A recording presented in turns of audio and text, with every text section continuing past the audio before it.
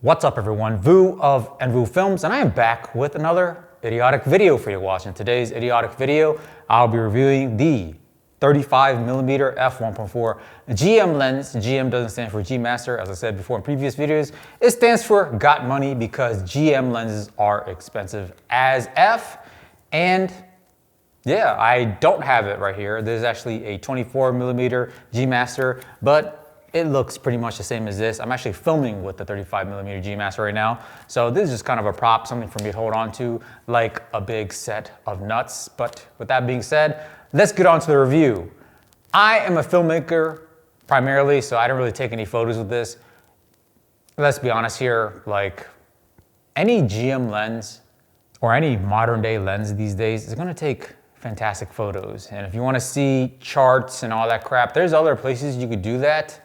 I'm just gonna review for my use case and give you my opinion on this lens based on what I do, and that is primarily video making.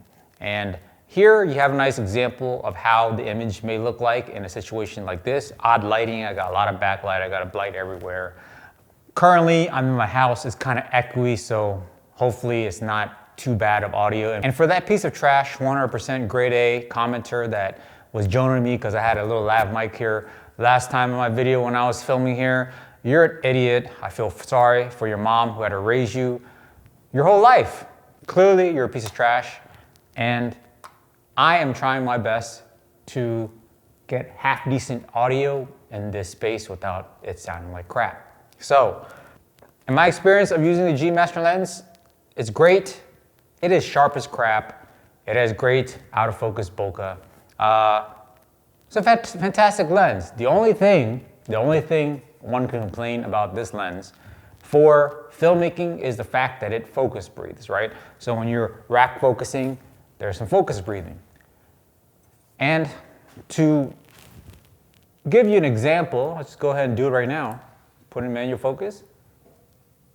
I'll focus on myself.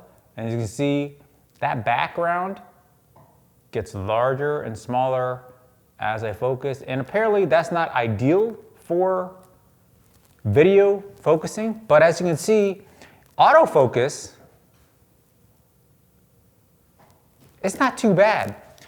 And my unprofessional douchebag autofocusing piece of trash, it works perfectly fine.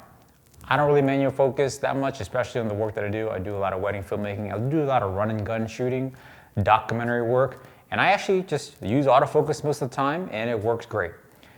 If I want to rack focus and do some type of creative rack focusing shot, I have other lenses I could use to get those types of shots. But if I'm just run and gun, I'm using autofocus, 35mm GM works fantastic. So I used it for a wedding the past weekend and it performed great. I didn't really use it for anything else other than prep. I feel like I got the shots that I wanted. The room was quite big and 35 was quite wide, so it kind of captured a lot of things I didn't want to. So I ended up switching over to a 65mm the rest of the day and 85mm the rest of the day on gimbal. But for the amount of time I used the 35mm GM during prep, I also did like a little short film with my daughter, as some of you have seen in my previous video about this lens. I'm very satisfied with it. Do I recommend this lens over maybe like a Sony 35mm f1.8?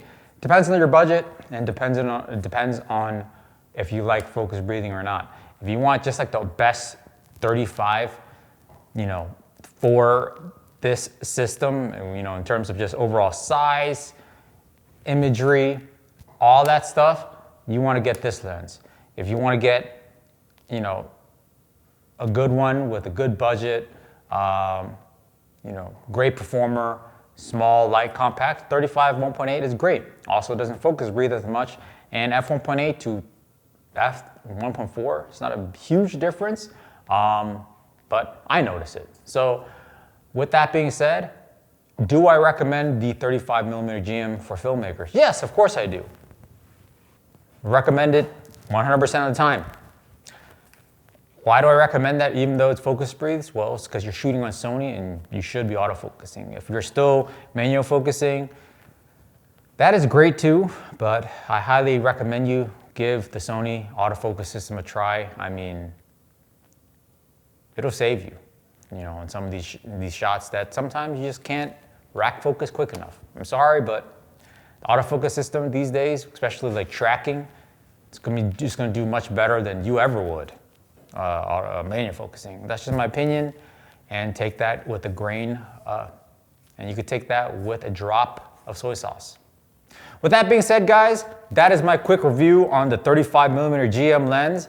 Sorry, it's not as detailed as some of these other tube boosters out there, but this is not the channel for that kind of stuff. If you like this kind of content, please give this video a like, subscribe to my channel, and until next time, lighten up.